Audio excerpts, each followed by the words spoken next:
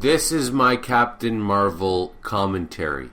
Ahead of time, this movie's already gonna suck because women suck and because Brie Larson is physically repulsive.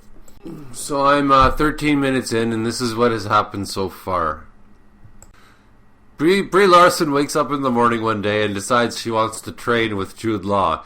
I don't know why, who cares? And he tells her that she needs to control her emotions. Then she goes and meets Annette Bening, who is the Supreme Intelligence. I don't know why, because nothing's really explained. And the Supreme Intelligence says she has too many emotions. She needs to control her emotions. Then Brie Larson and her friends, Jude Law and, I don't know, the other people in her little crew. I don't know what they are. They're the Kree. That's all I really know. I don't know what they are. They go on a little treasure hunt or a little field trip. And it's really boring. Right, like 13 minutes in, and I'm thinking, wow. When I was 13 minutes, I didn't really like Guardians of the Galaxy especially, but at least 13 minutes in, a lot had happened by then. They had wowed us with some money shots. This thing is just, so far, just nothing's happened. It's so boring, you could fall asleep. Of course, I went into this movie with supreme prejudice because Brie Larson is ugly and female. But still, it's, you know, we'll see. We'll see if it picks up. I imagine it's going to get better. It can't really get worse. I was also thinking that Brie Larson looks a lot like Olivia Wilde with her enormous jaw, like really big cheeks. And except that Olivia Wilde is actually pretty and Brie Larson's ugly. So at 14 minutes, it jarringly cuts from this space fight with guns, and you know they're in the field and they're shooting each other. It cuts to very abruptly, very jarringly cuts to a completely different storyline where she's now like in the army, I think, which is good because they didn't want to stay on that subject for a second longer. It was really boring. It was already boring. It would have been like miserably boring. Oh, so right away it's like Top Gun. So she's Maverick and she's got Goose beside her basically. It's really ridiculous. I think there's a cat called Goose that's coming up, so maybe it better be intentionally referring to Top Gun. And her friend goes, "We got to show these boys how we do it." And I'm like, "Oh, okay. Okay, show me how you do it. Show me how a real female does it. I want to see what a real powerful female looks like." Oh, then they go to when she's a kid and she's in a go-kart and the little boy that's racing her says, "You need to go slow, you're going too fast." Who would say that? And then she's climbing a rope like in the army, and they go like basically, they didn't really say this, but they're saying basically, "You're climbing too high, you'll kill yourself." Could we be any more blatant? And if we are going to be blatant, why don't we be extremely blatant? Like, you're just a girl. Girls can't succeed in the world. Just come out with it then. And this is a problem of a Mary Sue, or let's just call it a stagnant character with respect to women. A character needs to be acting and not just reacting, has to have their own motivations. You don't just have a character sit there and have everybody else operate around them. You're like, Jesus Christ, if you want to show how powerful women are, maybe have them have a personality. You know, come to think of it, the main characters in a lot of things that I write are often exactly like this Captain Marvel character. Difference is that my characters are intentionally, I want them to be stupid and ridiculous and two-dimensional. She was just called emotional for the third time. This is like in 17 minutes, she's been called emotional 3 times by 3 different characters. One time each. So have they already revealed the moral of the story? That it's good to be emotional? That you should just let your emotions out? Have they already revealed the ending? By the way, I've already read the spoilers, so nothing's going to be a surprise. There's no way I'm going to like this movie. So, you know, in the movie's defense. Oh, in the irony, hypocrisy, she's doing karaoke and she's wearing a Guns N' Roses shirt in one scene. Guns N' Roses, they were total womanizers, so hypocrisy alert. They're doing a kind of pretty cool thing where they're saying, they're reviewing her life and they're saying, Oh yeah, stop, look down. What's that say over there? Let's do that over again. I want to see who's that person. It reminds me of It's a Wonderful Life. Like, oh, I really want to meet this George, and who's that guy over there? And they're like talking to each other while they watch a movie of his life. So that's pretty cool. Oh, they have Brie Larson's bare feet, and she has really ugly feet. Oh my god, she's engaging in a whole fight in bare feet. She's got the rest of her uniform on in bare feet. Like, why can't they have her wear shoes? We're 20 minutes in, exactly almost, and we haven't gotten to know her pretty much at all, and we certainly haven't got to know anyone else. And that should be a lesson to myself to everybody about how to not write the exposition part, write the introduction of a story. Okay, the movie just got amazing because she found some boots to put on. I'm kind of treating this movie like a comedy, like The Room, like just for pure humor's sake. At the end, after the climax, like right at the end of the last scene, somebody should say to her, "Now, don't get so emotional," and she should go, "Oh, don't get me started, oh you." So now she crashes into a Blockbuster Video, and I get the impression that we're going to have this fish out of water kind of story, like Wonder Woman or Thor, when he lands on Earth, where he has to get used to the customs and he learns how to eat ice cream, all this crap like that, Oh, it's called a pretzel. A pretzel? What is pretzel? All that bullshit. Yeah, I'm wondering if we're going to get a second act, like the wretched second act of Thor, or, I don't know, countless other movies where it's lighthearted and cutesy with zero action. So the evil Krulls, the bad guys, they landed on Earth too, and I'm really worried that the MacGuffin is going to be her. Right? She alone, she's so amazing that she herself is the MacGuffin. So 30 minutes in, and I'm really upset that it's like 2 hours long. But I just keep getting reminded that every other Marvel movie, well, most of them, would have had one memorable scene by now, if not 10. And you're really supposed to hook the viewer in the first half hour. Again, I didn't like Guardians of the Galaxy, but in the first 5 minutes, that dude James Gunn knows how to get you into it. At least wake you up. You got to get the audience invested. And it occurs to me that if this was not a Marvel movie, same with Ant-Man, kinda. Although Ant-Man's infinitely better. If this was not a Marvel movie, this would have bombed. At least so far. A good example might be Shazam, right? Because it had to introduce a whole new character. And it did, it did a good job. It did what this movie is not doing so far. And, think about, like, The Winter Soldier or Civil War. The very worst action scenes in those two movies, the least impressive action scenes in those movies, are better than the best action scene I've seen so far in this movie.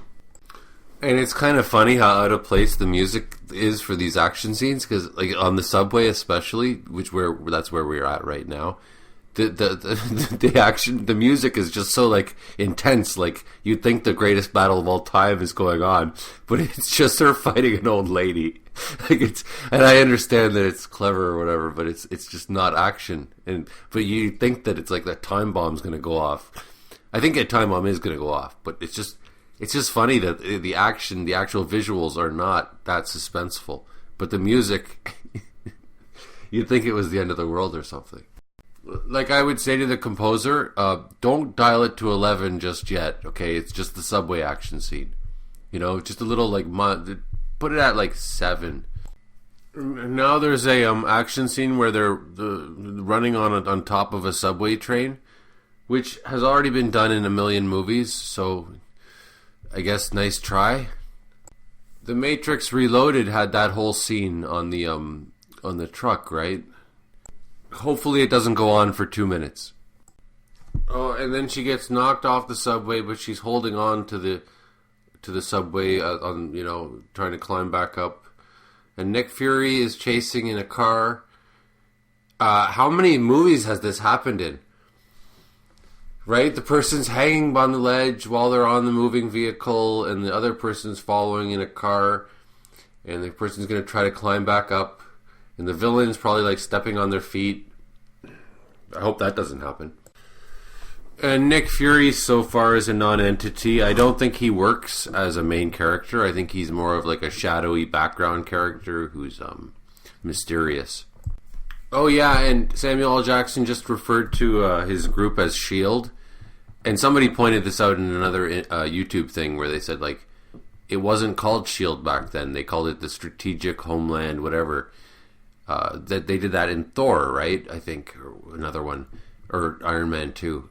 And so they're already being hypocrites. They're not hypocrites. They're already contradicting the established cinematic history we have. And you know, earlier when she crashed into the Blockbuster Video, I was getting a Terminator vibe. The way she was being hunted by whatever the fucking Skrulls. And now she just stole a motorcycle and clothes. And it's okay, another Terminator vibe. I do appreciate the 80s songs, or 90s songs, because that's when I grew up. And they had the song The Elastics. I think it was The Elastics. I'm really dreading the No Doubt song, but this song's good. I'm only happy when it rains. Garbage. So she's interrogating Nick Fury now to see if he's a Skrull, to make sure he's not a Skrull. But she didn't need to interrogate. She just punched the old woman on the subway. She knew right away that she was a Skrull. I'm not sure if that's a plot hole or if I missed something. Yeah, you know, like, where are we? We're like, what, 48 minutes in, and Brie Larson her character has yet to show any traits at all. And I don't even mean like a weakness. I mean even a strength, like loyalty. Or anything. A good quality. Nothing. I would advise somebody to skip the first 50 minutes. 50 minutes. If you walked into the theater at this time, you'd be fine. You didn't miss anything. They just mentioned her emotions again. Don't let your emotions override your judgment. You know, it's okay to go for overkill with thematic stuff, but don't pretend that you're being subtle if you're going to do it this blatantly. Oh, okay, and I noticed another problem here is that the MacGuffin actually was supposed to be to go find Annette Bening something Lawson. So everybody's gone to Earth to find her, right? But now they're doing a side mission. They're like, no, I want to find out. Brie Larson says, I want to find out who I am. So I got to go find this Maria Rambo because she might tell me who I was. And you can't have two MacGuffins. And this is helpful for me because I'm actually trying to write something right now. And I do have two MacGuffins. And I have to remind myself not to do that. So this is actually very, very good. So in case I was wondering why I waste my time on this garbage. I gotta say the soundtrack is awful. But it could be just my taste. It's easy to say that, although I think all music's shit. But TLC, and then right now they're playing You Gotta Be Rich, You Gotta Be Thing, You Gotta Be Stronger. Mainly terrible music for me. Oh, and they also played Salt and Pepper. I just realized every single song so far, I think, has been by a female band. So I guess that's the idea. Okay, so now... an hour in. This is the equivalent of the farm scene in Avengers 2, Age of Ultron. Where everything just slows down and it gets boring as hell. But this is really boring. This is like... the little kid is showing pictures of them at Halloween. This is like... the equivalent of like, hi honey, how are you? Not bad. Would you like some orange juice? Okay, sure. Oh, how's the orange juice? Not bad, honey. Well, would you like some cereal? No, not really. So, what's new? Not much. Going to work today? Yeah.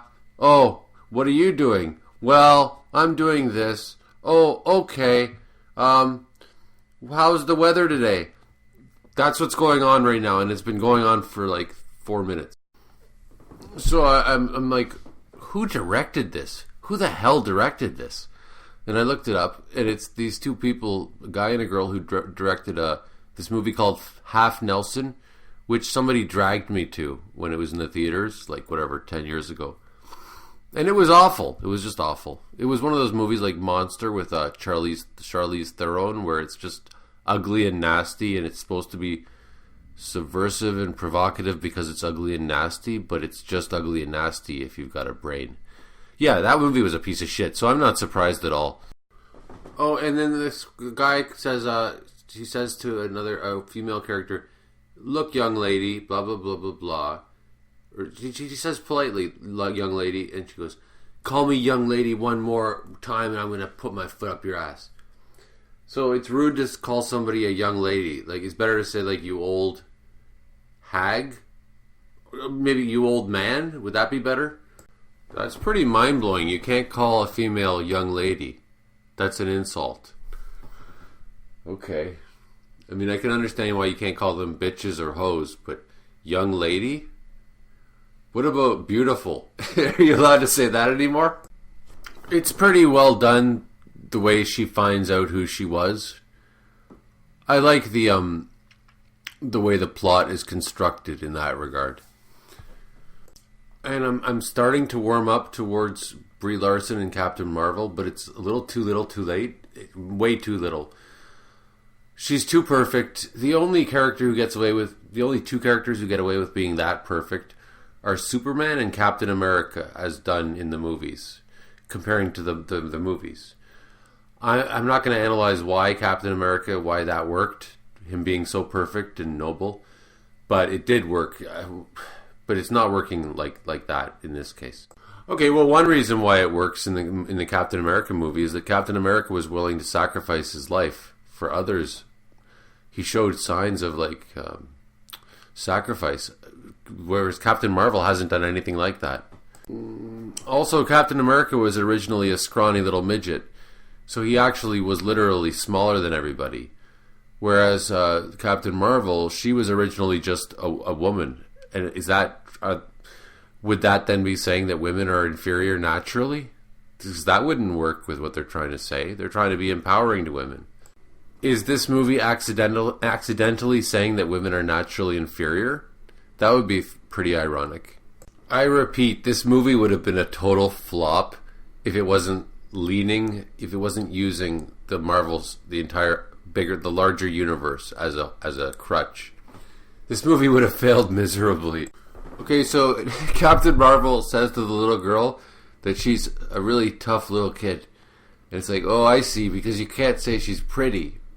Because that would be, saying that she's weak, because females are pretty, they're not tough. So, to hell with pretty. She should have hairy legs, and, Captain Marvel should have hairy legs and a mustache. Like a really thick mustache and facial hair. Because, who cares about being pretty anymore? Don't be pretty, be rugged. Because pretty's bad. What the hell does tough even mean? It's a manly term. There's nothing wrong with being sensitive. I take no pleasure. I never describe myself as tough. I'd rather describe myself as sensitive, vulnerable, strong maybe, but not tough. Again, isn't tough exactly what we're trying to defeat here? The idea of being tough, like it's almost synonymous with macho. Am I reading too much into it? Maybe, probably, but when you litter your movie with references to this, gender and all this, you can't then complain if people start seeing things, right? Like if you make a strong political message comment, you can't be surprised if your message is going to be highly scrutinized. So Captain Marvel just now, she goes, let's see where we are so far. An hour and 17 minutes in, Captain Marvel goes, you know what? I need to change my costume color. This color isn't pretty enough. Well, I'm paraphrasing. So she tries on all these different colors because she's got a magic thing that changes the color of her costume. And she goes to every different color. Typical female, let's try on new outfits. And then she settles on I don't remember Batman ever doing that. Like, when he changed his suit, it was purely for, utility-related reasons. But Captain Marvel changes her colors just because, I want to change the color of my costume. It's not pretty enough. I mean, out of all the comic book movies, and there's been a lot of them at this point, I've never seen any character change their costume because they didn't like the way it looked until now. Jude Law just showed up, and I was so wishing Brie Larson would say, "Hey, Jude." Because characters show up in this movie, kind of like in the movie The Room, where it's just like, "Oh, hi. Oh, look who's here." As opposed to something like Infinity War, where you get like an entrance when the character shows up. It's a big deal. Like, whatever. Like, let's say they crash through the window, or Hulk gets beamed to through Doctor Strange's roof. You know, that's an entrance. Whereas here, it's just like the door opens and, hey, look, Jude Law's here again. You know, who knows how he got here? There was no build up to it. And again, I walked into this movie hoping to hate it, wanting to hate it. So I guess I'm biased against it. But on the other hand, I wanted to hate Terminator Genisys. I was biased against it. But my expectations were so low that I was pleasantly surprised when I finally saw it. I was like, okay, this isn't nearly as bad as I was dreading. And I was like, okay, it's not that bad. It's certainly not good, but I mean, it's watchable. Whereas this one is pretty much everything I thought it would be in terms of how bad it is. I guess it's not worse than I thought it would be. But I didn't think it could be. I couldn't have had lower expectations. In a way, it's better than I thought it would be just because it's funny. Like the way she changes her costume like a girl right after she says that she's tough. I mean, I've known some really strong women in my life. They're people too. Women in my life, and they would be disgusted with this movie. They would be so embarrassed. This is not a strong female. Sarah Connor was a strong female. This is not a strong female. I feel like Nick Fury was shoehorned into this thing. He does. I don't think he does anything of any importance to the story at all. Like, he's just a tag along. He has no influence on the development of the plot. And now they're playing Nirvana, and it's like, fuck, man. Really, like, they were supposed to be alternative. You can't use them for this, you know? Any more than you can use, like, Pearl Jam. You can't use them. Like, fuck. And now you realize they're going to be using Nirvana and Pearl Jam. They were supposed to be the rebels of my, teen years. They're going to be used now in every Disney Marvel movie for the next, 50 years. Until a few more bands with a little bit of integrity come along, and then they'll use them too. That's really sad. And you know what? If Kurt Cobain hadn't killed himself, he would have killed himself after he saw Captain Marvel and he saw that they used his song like that. You know, the beauty of Nirvana and Pearl Jam was that they had sincerity, vulnerability. This movie has nothing like that. This destroys what they were all about.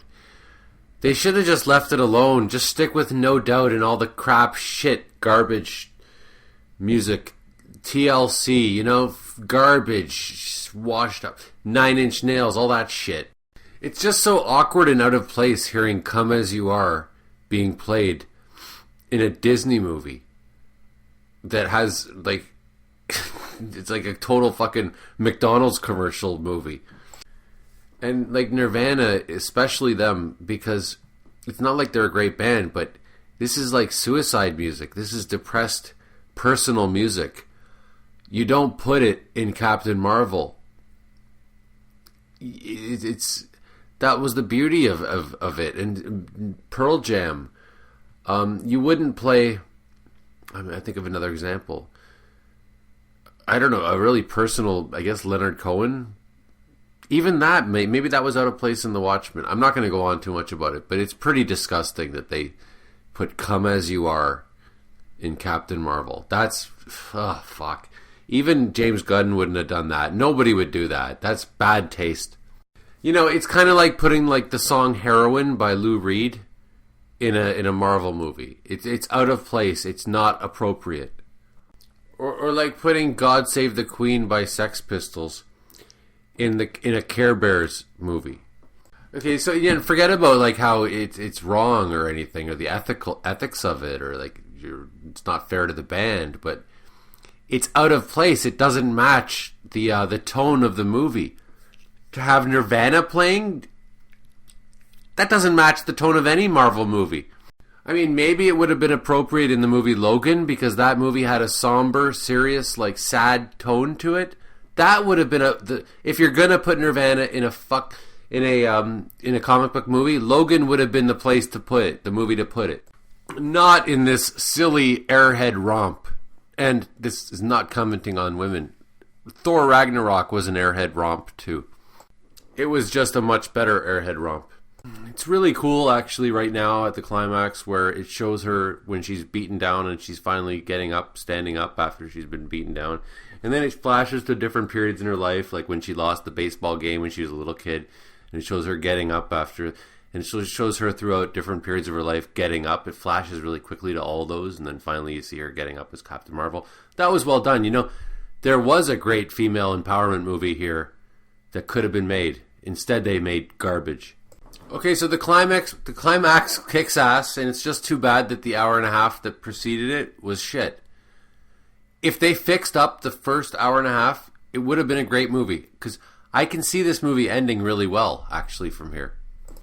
Oh, wait, though, they're going to put the No Doubt song on, I'm Just the Girl in the World, and that's going to destroy it.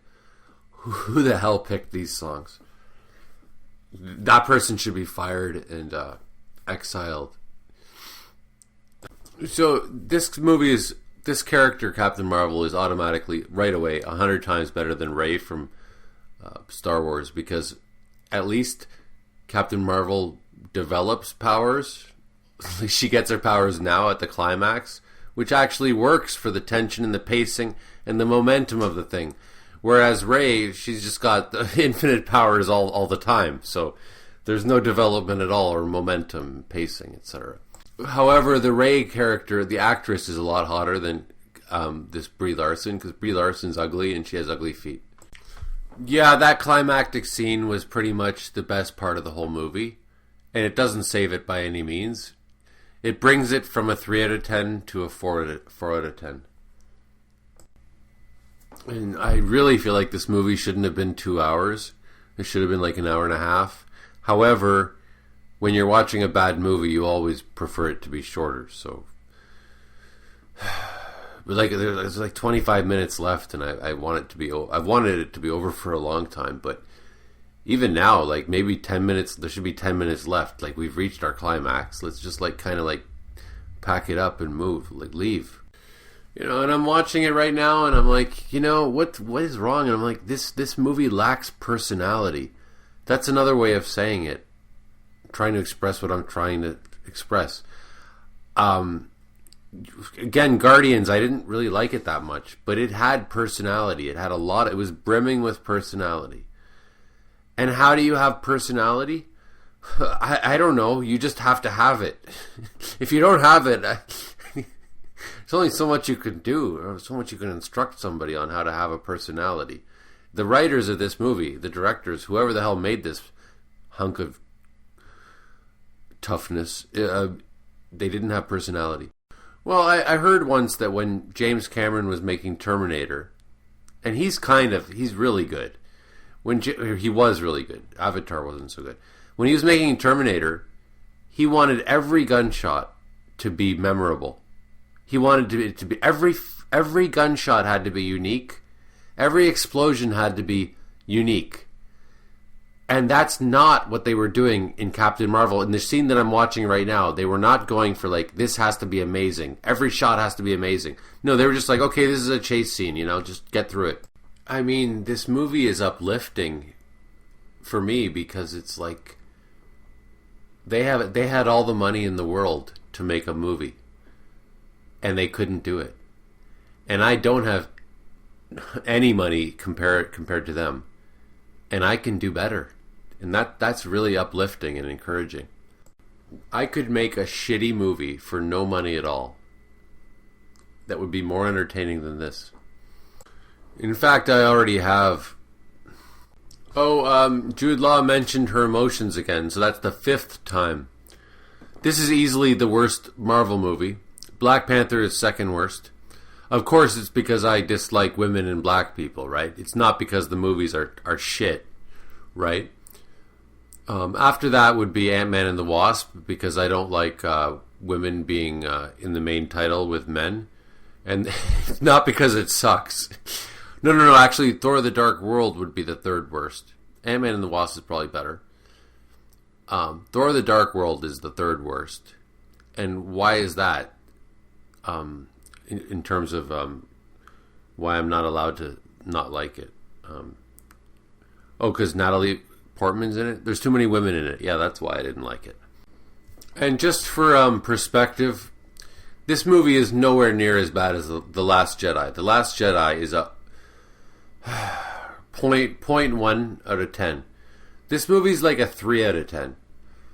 One of the nice things about the movie is the Skrulls, how they're actually lovable characters, and they make jokes afterwards about how, yeah, I was impersonating him, and, I was, and they're actually very kind and, harmless, funny people. That's one of the highlights of the movie, actually. Again, Nick Fury had pretty much nothing to do in this movie.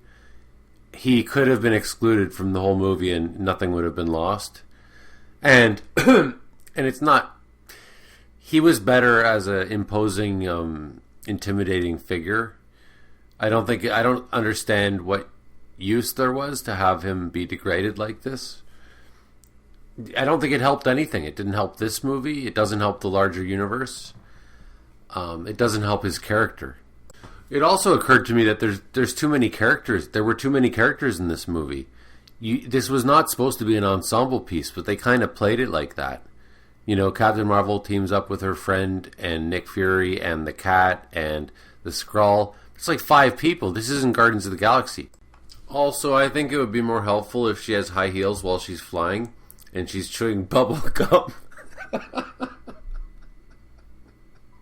And she has bigger breasts. And such a brilliant thing that Marvel has going for it is that people will watch any Marvel movie just because it ties in. And the end of this movie ties in. And that's one of the reasons why I had to watch it, I guess. I didn't want to watch it, but it was pretty cool seeing how it ties into the Infinity War and the whole larger scope of the whole thing. So, that's pretty brilliant, because this movie would have failed miserably if it was not tied into the larger Marvel universe. And one thing that's been itching at me, which I didn't want to mention because I thought it was too petty, is that the cat looks really fake. I have a pet cat, and Marvel is better than this. Such poor CGI. I would expect this from DC. The way they make this cat, it doesn't look real. If you support gays, click like. If you respect blacks, comment. If you think women are people too, click the notification bell. And if you care about sick children, subscribe. My big problem with my YouTube career is that it could never be a career because it's never going to be a priority. I always say you shouldn't half-ass anything, and I really am half-assing this. So, like right now, I just 1 minute ago I had a great idea. I wanted to express it, but I couldn't load up the goddamn picture here. And then by the time I loaded it, I forgot what I was going to say. So it's just like, if I don't do it immediately, instantaneously, I won't do it at all. So if people criticize my videos for like being disorganized and whatnot, it's like, well, too bad, because this is all if I didn't do it the way I did it, I would never have done it at all. And my points are gold compared to everybody else's points. So just take it and be grateful. I'll just make this the rambling portion just because I feel like it. It occurred to me recently, it reoccurred to me recently, that the type of person that I despise is the type of person who acts like they have everything figured out, and they have no woes, and they're not confused, and they're not terrified. Those people make me sick, because that's being a fake. You can't tell me you're not terrified of existence. You can't tell me you're not confused, because that's impossible. As long as you're breathing, there's going to be confusion, there's going to be terror. And at the end of the day, this is just a diary to myself. Be like, oh, this is where I was at this point in time. This is it's not even a side project. It's not even a project. This is just like a diary. And it's fucking awesome, because how many people are as honest as I am on fucking any platform, or as educated. And the person I hate the most on YouTube, Doomcock, this is a person who learns as many words as possible, but he cannot use them appropriately, like as specifically as I can. I probably have half the vocabulary that guy does, but I use those words extraordinarily well. And language is not about having a huge vocabulary. It's about using what you know. This guy just throws words around like willy-nilly, and that's not how it works. And I can prove it because I'm a writer. Is he a writer? Does he write fiction? No. He's just a YouTube. I fucking hate that guy. I really fucking hate that guy. I've hated him ever since he used Edgar Allan Poe. God, I hate the fact that he thinks he's a moral compass and that he won't admit that he's in this for the money. Because any honest person would admit that they're in it for their ego. Like, I just want to have a power trip. I'll admit it, but he would not admit that. And that really sucks. That's why I hate this piece of shit. But I am happy about him trashing Star Trek. Go for it. I'm all for it. Star Trek Discovery was shit, so actually the more successful he is, the better it is. Like, he's the lesser of evils. And if I really hated him as much as I hate other people, I wouldn't even be mentioning him, because I wouldn't want to draw traffic towards him, because chances are, if I keep mentioning him on my channel, people are just gonna go, oh, I'm gonna look him up. Right? He'd be so happy that I'm directing traffic towards him. And I'm happy to direct traffic towards him.